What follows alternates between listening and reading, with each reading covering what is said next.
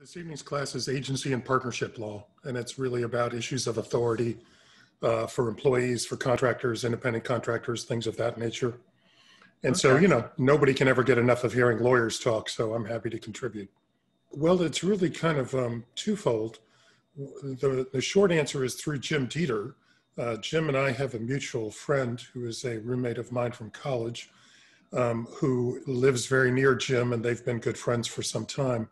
And we moved up to the Northern Virginia area about 6 years ago so that my wife could pursue her dream job and I could pursue my dream of no longer having a job, at least as a practicing lawyer. And so we met that way. And as I got to know Jim Dieter, we started talking about a number of the different types of matters and issues that came up. My background is in commercial and corporate litigation of all kinds. What I'd like to say is it's really a complex litigation. Lots of litigation involving real estate, lots involving technology and computer services, some construction. And Jim and I started a discussion about kind of, lessons learned, because I like to say that being a litigator is like being a professional accident witness. You come in after everything's already crashed and blown up and you try to piece back together, what had occurred that led to this ultimately becoming a lawsuit. So Jim and I talked about this, and we would talk about various issues really just when we'd get together with our mutual friend over, for a burger and a beer. But after a while, Jim asked me if I would consider joining the board of the Asset Leadership Network, just to really kind of give a fresh perspective from somebody who was dealing with these issues from a third-party outside perspective. And so that's what I've been doing. I've been on the board now for about a year. And have found it to be a very interesting group of folks, all really kind of dedicated to the same proposition, which I think I ultimately became dedicated to, and that is to try to avoid problems, to figure out ways to prevent things from going into litigation. Because I'd like to say that if you're calling a litigator, it's kind of like calling a mortician. It's never really a fun thing. It's not for good reasons. You're either getting sued by somebody you don't think you should be sued by, or you're having to sue someone because they didn't perform or you think they didn't perform. So especially in probably the last 10 years of my practice, I actually started getting brought in on more advisory roles with transaction lawyers and clients to look over things before they closed a deal to see if, if their language was clean enough and clear enough so that, clients didn't want to spend a lot of money to close a deal only to buy themselves a lawsuit 6 months later. So I started to get more of an interest in that and kind of consulting on litigation avoidance, frankly. Anything that provides professional standards provides stability and predictability.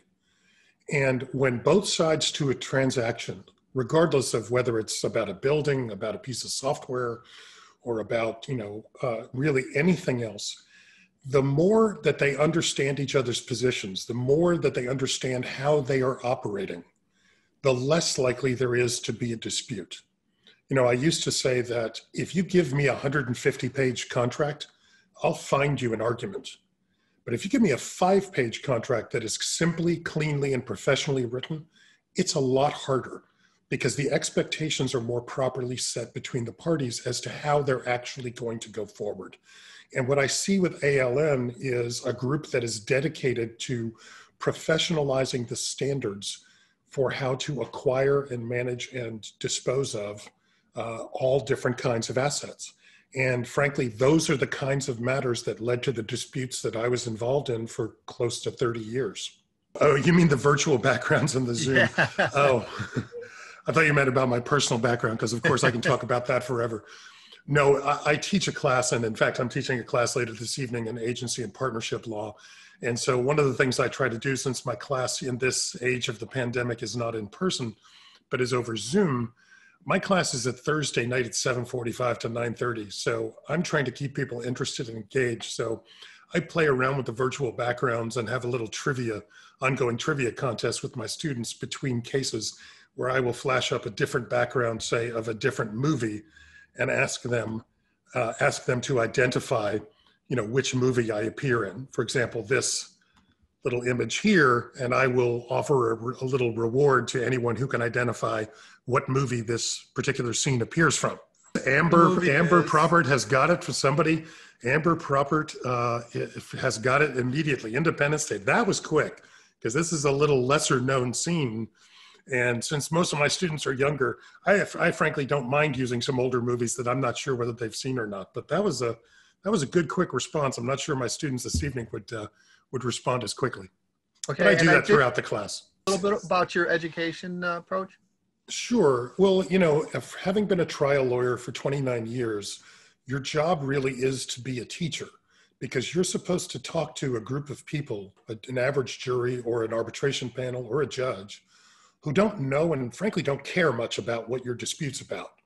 So, we like to joke about it, but you at least need to make it entertaining or informative enough to keep them interested. You want people to be, to feel like they are being given a complete picture of the matter, and they're being given metaphors and analogies that they can relate to in their everyday lives. Because the more people can understand where you're coming from, the more they are going to remain engaged and they're going to get a better perspective. And so that to me is one of the keys. One of the things I like to try to do in my classes, I teach another class called Business Torts, and I tell the students that's the fun, sexy one, because that's all the cases about the lying, cheating, and stealing, the fraud and tortious interference and theft of trade secrets. But is to really get behind the cases, to get a broader understanding and question not just the who, what, where, and when, but the why. Why did things end up the way they do? And when you can start thinking about the why does this other party want this particular provision? Or why is it so important that we on our side have this provision as we're contemplating entering into this agreement? That can give you a better understanding of what's really worth fighting for. I have a wonderful, beautiful, brilliant wife who is also a lawyer. And I get to tell people that in our family, we have 2 Harvard degrees. They're both hers, but I paid for the second one. So I like to take a little associated marital credit because behind every great woman, there's a man trying to take some credit. But we have discussions about, and her background is as a transactional corporate lawyer, and we will have discussions about how best to frame something so that she could put together transactions for her company to avoid litigation, but also to make things clearer as to what the real intent of both sides is, and so that each side has their expectations properly set.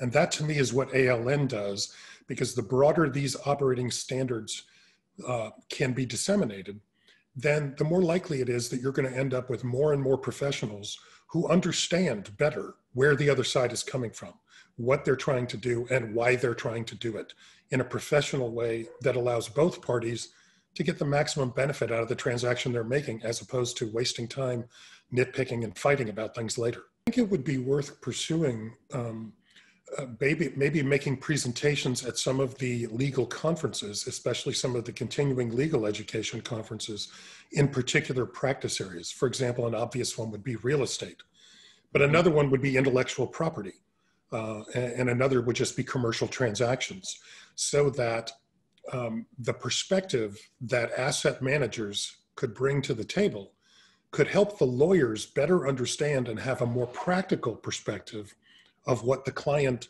not only wants to achieve, but what they should want to achieve. Because oftentimes the party that the lawyer is dealing with in-house at the client may not be the same person or the same group that's actually going to have to carry out and live with the contract that the parties make.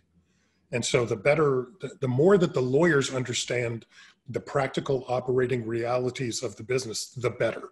For example, Mike, one of the things I always ask my clients to do when I got into a new lawsuit, especially when it was in an industry I hadn't been involved in before, was to give me a tour of the plant. I wanted to see how the widgets were made or whatever the product or service was. I wanted to be able to know it soup to nuts, so that if there was a dispute over, during some litigation, I could tell the judge in that case, hey, Judge, I've been there. I see how the product is made. What they're describing isn't reality, and I can represent to you as an officer of the court that's just not right because I've actually seen it. So in that sense, more information to the practicing lawyer is always better. More information about professional standards, about practical realities is always better. That way the lawyer can better advise their client. There's a reason why there's attorney-client privilege. And the reason is so that the client can fully and completely disclose to the lawyer everything, the good, the bad, and the ugly.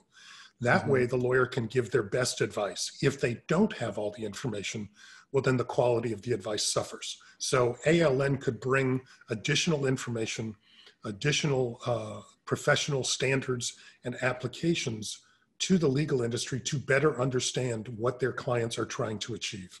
Personal property law is what we would, in law school, they would refer to as the law of chattels, because personal property is separate from real property, which is obviously land.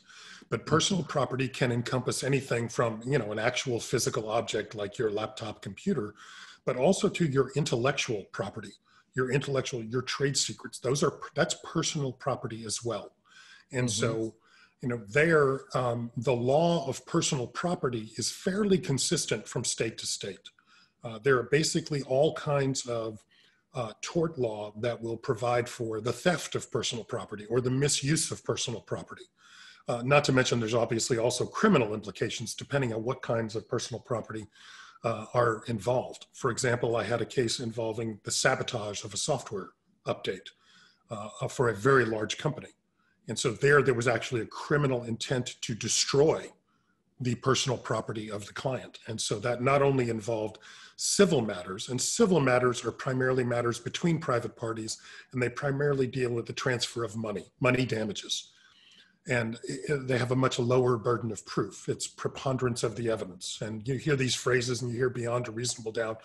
Most people don't know what that means in terms of practical realities. Well, preponderance of the evidence is a 51 or 50.1 to 49.9 standard. Is it somewhat more likely than not that the plaintiff has proven their case?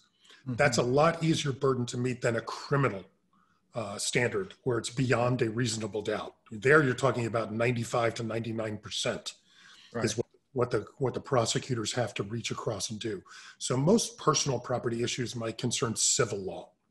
And so that's why the proper use of standards and the proper setting of expectations about the use of that personal property in the form of agreements and in the forms of the operating standards is going to reduce the amount of disputes that come up.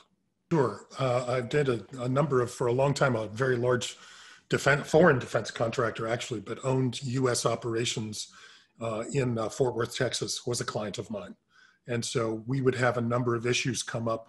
And of course, we would have a number of issues coming up over government contracting. Sometimes those could be direct disputes with the government itself, which has its own entire process for resolving those disputes established. But sometimes and most of the issues I dealt with would concern dealing with subcontractors who weren't performing and could end up making the client fall behind on its schedule with the government or with the government contract that it was performing under. So I did have opportunities to deal with a number of government issues, as well as some state government issues over things like traffic control software or construction disputes. For example, the construction of the Cowboys Stadium in 2009 was something involved where we were involved in a dispute with the city of Arlington on behalf of an apartment complex nearby. So I've dealt with a number of cases, both directly with the government on our side, directly with the government on the other side, and sometimes with the government it's just a third party, but with a third party that had a very large lever hanging over the parties in dispute. Well, I guess I can tell you some of what's publicly available. That was where, when the city had established its traffic protocols for the new Cowboys Stadium, they were effectively going to lock these people in their apartments for the entire day, that they would not be allowed to enter or exit the premises of their own homes from something like 7 o'clock in the morning until 11 p.m. at night. So if they were in their apartment, they weren't going to be allowed to leave. And if they were out of their apartment, they weren't going to be allowed to get in. It's kind of ridiculous. Yeah, that seems to be a denial of rights of your real property. So yeah, well, we were successful in getting a temporary injunction from a federal judge in Fort Worth to stop the city from doing that, and then ultimately negotiated a resolution. But sometimes it's just an issue will come up like that where it's not intentional. It's just that nobody bothered to think about, hey, in that instance, hey, what's going to happen to these 1,200 residents of this apartment complex who are not going to be able to enter or leave on a quote unquote game day. And that didn't just apply to the 8 Sundays in the fall, because the Cowboy Stadium is used for literally hundreds of other events every year. Yes. It was going to apply many, many times a year. Concerts and all kinds of activities. Exactly. In that case, if someone had bothered from higher up to look at and to at least pose the question of what impact will this traffic plan have on the community around us, if somebody had bothered to look beyond just the traffic flow in and out of the stadium and Right. consider the rest of the area, well then, you know, the ultimate resolution would have been made before there was ever a lawsuit, and it would have saved, you know, the better part of a year with the possible delay of the opening of the stadium, and hundreds of thousands of dollars of legal fees. If somebody had simply had the buy-in to ask the question, hey, wait a minute, guys, before we put this in place. And then, as you know, you run into the situation where once somebody has taken a position, you can get into internal bureaucracy issues of where nobody wants to take responsibility once there's a problem. Right. And that ends up leading to more litigation. So the involvement, as you point out, Mike, the involvement of leadership early on at a certain level to ask those kinds of broader questions can do so much to reduce the inefficiency and the potential disputes among the parties involved. The main issue that comes up is, you know, it really breaks down to straight up patent infringement is fairly technical.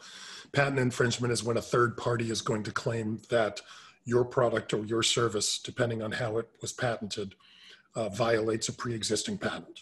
And that's a fairly standardized process. But the greater cause of most disputes tends to lapse over into theft of trade secrets or theft of confidential information or misuse of trade secrets and confidential information. This comes up an awful lot when employees leave a company and go to a new company. And did those companies properly communicate and understand what kinds of limits on the use of information there are? For example, you may have seen, probably a couple of years ago now, there was a big dispute between Uber and Google, where somebody who was working on self-driving car technology at Uber set himself up a small third-party company, transferred most of the intellectual property, including gigabytes of it from Google's own servers, put it into the third company, and then went and sold the third company to Uber.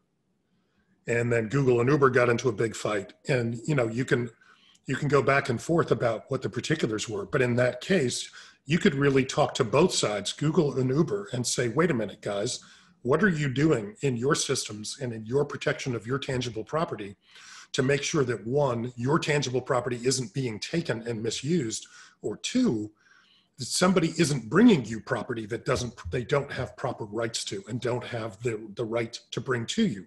Because in that case, if you're Uber, all of a sudden you think you're buying this small independent third-party startup, when in fact it turns out that that data came from Google. And now you're in the fight of your life against one of the largest tech companies out there. Mm-hmm. And what did you do in your due diligence and in terms of your review to satisfy yourself that these people actually owned what they were proclaiming that they were going to bring to the table? So on both sides there, had they done more in terms of intellectual property protection for themselves, there wouldn't have been a dispute. You know, Uber wouldn't have ever bought this stuff, and Google probably wouldn't have ever had it stolen. I think we need to assume that. You know, we like to try to pretend that we can create rules and policies that will eliminate the subjective. You can't do it. You can't take human nature out of the equation. I tell that to my students all the time when we're reading lawsuit legal opinions, and again getting to the why. Why did the court rule this way? And sometimes it can be very result driven. Where you can tell from reading an opinion, for example, the panel just really didn't like one side or the other. And so to think that we can eliminate subjectivity and the human factor, it's unrealistic. So what we have to do is plan for it and work with it and assume it's always going to be with us. We've got to be smarter than the bad guys. Right. But it also means you don't have to write a new policy just because one person did something dumb, right? You don't want to kill yourself by writing too many rules down and too many detailed policies. If you give somebody a 200-page policy manual, how likely are they to actually read it, as opposed to giving them a 10-page policy manual? And so we used to have these kinds of debates with clients all the time of, if you are doing a better job of managing your human capital and your human assets, you're actually going to reduce your litigation exposure. There's a lot of them. I can tell you about a case of for example, the construction of a luxury multi-million-dollar condominium complex where each condo was unfinished, was priced at a couple of $1 million. And when the building was done, they figured out in the worst possible way that no, what are called penetration sleeves had been put on each of the wiring and piping penetrations that go up from floor to floor. And those sleeves literally surround them at the bottom so that if anything floods on any given floor, it won't go down to the lower floors. Well, there were no sleeves in this entire building, and someone's washing machine flooded over on the 17th floor, and the water went down to the lobby, and it did things like ruin someone's multi-million-dollar Renoir painting and somebody else's 15th century Spanish leather wall coverings, right? And it ended up being a years-long piece of litigation involving all of these parties. And so had there been better management of the project itself in terms of the quality of review standards, there would never have been a lawsuit. It was through a series of, if you've ever read the books concerning the sinking of the Titanic, it reminds me of, there's one called A Night to Remember. What that really was all about was failures to communicate in numerous levels among the passengers, among the crew and the passengers, among the other ships and the crew. And so in that case I just described, it was really failures to communicate. And it was irreparable because short of tearing the entire building down, you couldn't go and put in those penetration sleeves on all 17 floors. So yes, most of the cases that I dealt with concerned failures of asset management. I'm kind of curious about who might be asking that question. I had the pleasure of representing Stevie Ray Vaughan for about a year before he passed away. He was in a dispute with a former manager who had actually been probably a supplier of drugs to him before he had gotten clean, and this person was suing him. Unfortunately, Stevie died in the helicopter crash while the lawsuit was still going on. We did ultimately get it resolved through help from his brother Jimmy and his mother, but I did. A true gentleman, a very nice guy, unbelievably talented guy, but an unbelievably humble, quiet gentleman. It was a true pleasure to deal with him. Wow, humble and quiet. That's very different than the very loud and raucous music he played. Well, I can tell you quickly, when the first time he came into my office, he showed up at the lobby and the receptionist called up to me and said, "Steve, there's a Mr. Vaughan here to see you." And I said, "Okay, that's fine." And she said, "Are you sure you're expecting him?" I said, "Yeah." And she asked that question because he was wearing these jeans that were not pre-torn. They were worn through at the knees and other plots. And he had about an old like Texaco t-shirt on and several days of growth. So she had no idea who he was. And he came back and he sat down and we were just chatting and I was trying to make him feel comfortable. So I asked him about his hat band because he was wearing his trademark flat brimmed hat. And he had a very nice hat band around the top of the hat. And he said, yeah, he's very quietly said, yeah, the record company gave it to me when, what was it, Texas Flood went platinum or something like that. And it occurred to me, I said, wait a minute, I thought that was cubic zirconium. Are those diamonds? And he said, yeah, they are. And I said, what are you doing walking around downtown Dallas with, $100,000 worth of diamonds on your head? And he literally said to me, he goes, well, the rest of my outfit's worth about $6. Who's going to think these are real? Like, okay, that's a good point. And he's like, what else am I going to do with it? So it does, you run into some interesting people.